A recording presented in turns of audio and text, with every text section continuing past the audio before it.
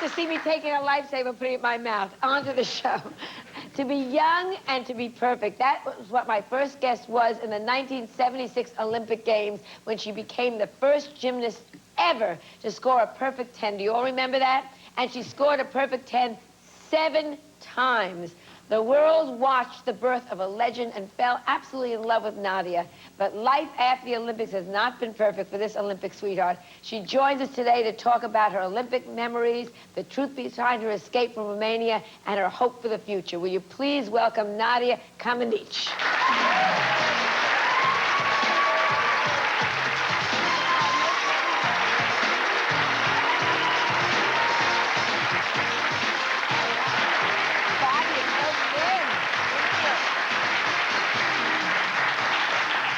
Take off your jacket. I just want to see, because the body looks great. Let me just see. Stand up for a second. Yeah, just a little bit. Just a little bit. Take off. Yes, like, yeah. Go on, go on.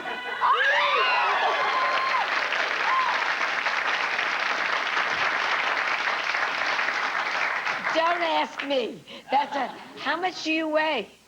Now 106 pounds. Oh, and how tall are you? 5'3". 5'3". Just, and it's all. Do you work out every single day? Yes. Do you get crazy doing that? Well, I'm crazy doing that. Yeah. Yeah. What happens like on a Sunday when it's raining out and you wake up and it's 7 degrees and you say, oh, I'm just not going to work out. Do you still go to the gym? No, I'm not going to the gym on Sunday because I have a Stairmaster at home. So you get up and you do it? Yeah. 3 months ago, I had a beam on my house because I was supposed to perform. And I said, if it will rain and I will not have time or possibility to go to the gym, so I will work out at home. At home. Now, let me ask you, because I look at you and so much has to do with the Olympics, but also private life. Let's get right to it. Yes. Okay. You're wearing a ring on your finger. But I'm not. That doesn't matter. No, that's just like a regular person's ring. So who's in your life then? Who is my life? Well, I have a friend, a very good friend. Okay. His name is Bart Connor. He's a former Olympic Bart. Yeah. Oh, that's great. He's adorable. Give him my best. I will. So, that's all right. So you're like a romantic item. Well, you said this last year when we met. This is a romance here involved. But I asked with a question mark, so it's been lasting over a year. Yes, we are very close friends. And do you think you'll get married? Yes, maybe. How old are you now? 29. So it's time. Yeah, I know. No, and it's time for Bart, too. He's no chicken either, yeah. Yeah, he's 33. So you can just, like, somersault down the aisle. It'll be like, go down the aisle.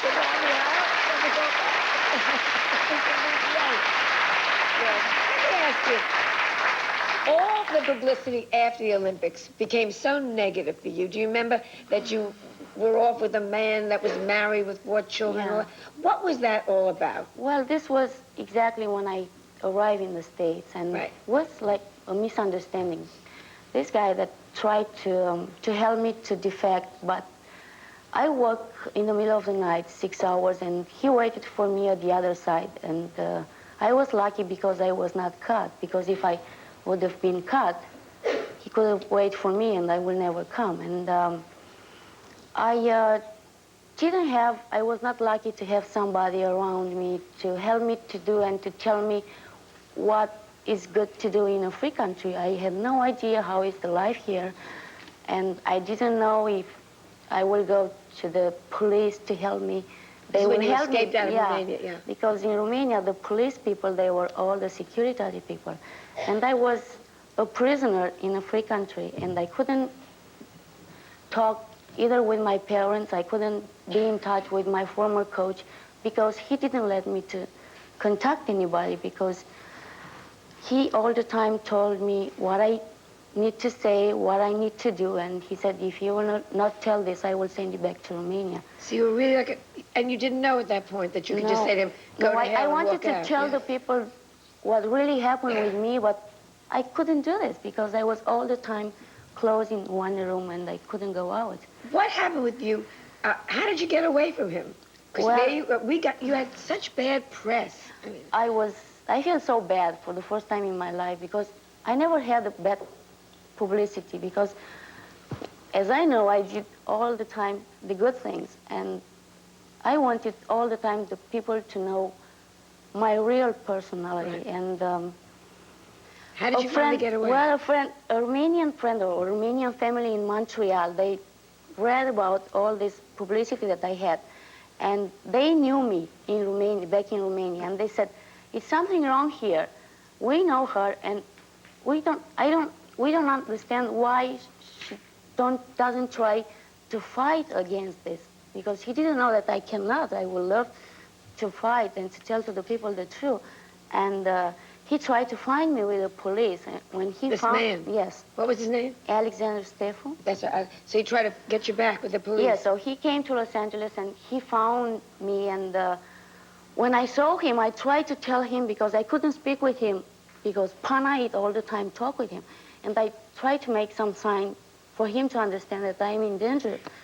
And he understood that this guy wanted money from me.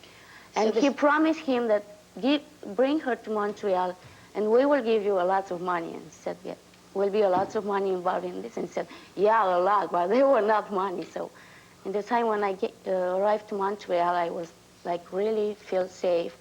But I couldn't talk. I mean, I couldn't tell. Speak the language? No, I mean, I couldn't tell because he would stay with you all the time? Yeah, all the time. So I got like 2 minutes one day to talk with him and to tell, you need to help me because I'm really danger. And the bad guy came and he catch me, and maybe he understood that I tried to tell him something. And the next day he called a taxi and he ran away with everything, with the money, and but he left disappeared. You. Yeah. Thank God. So at least you got it. What about Romania?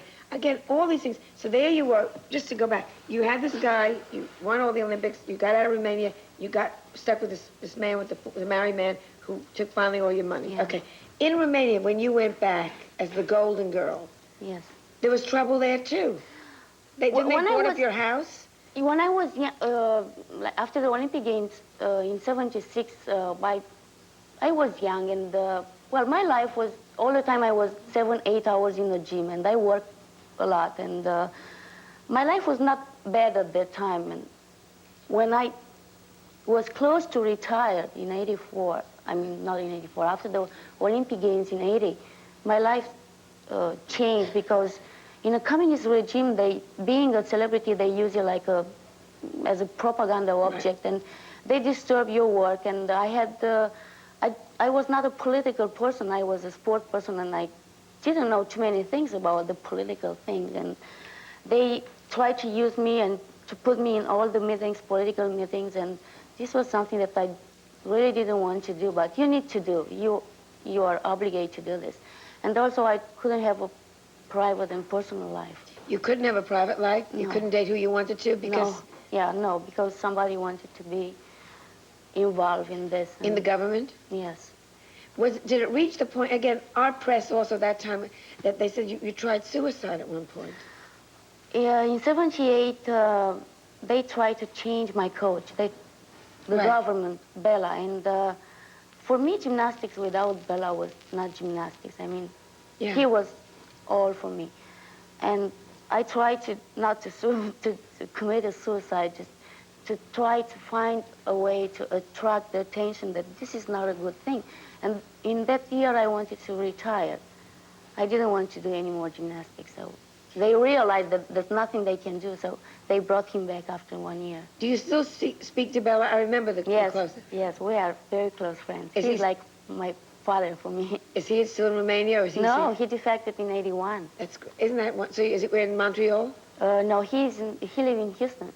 I'm so happy for him because he just his girl just won the world gymnastics championship. Yeah. What is it like for you sitting here and watching you look at the Olympics and you look at the other gymnasts? Do you say that one's good? Can you pick out someone that the way everything was not good for me when what wasn't good for you? You won all those medals. What wasn't good for you?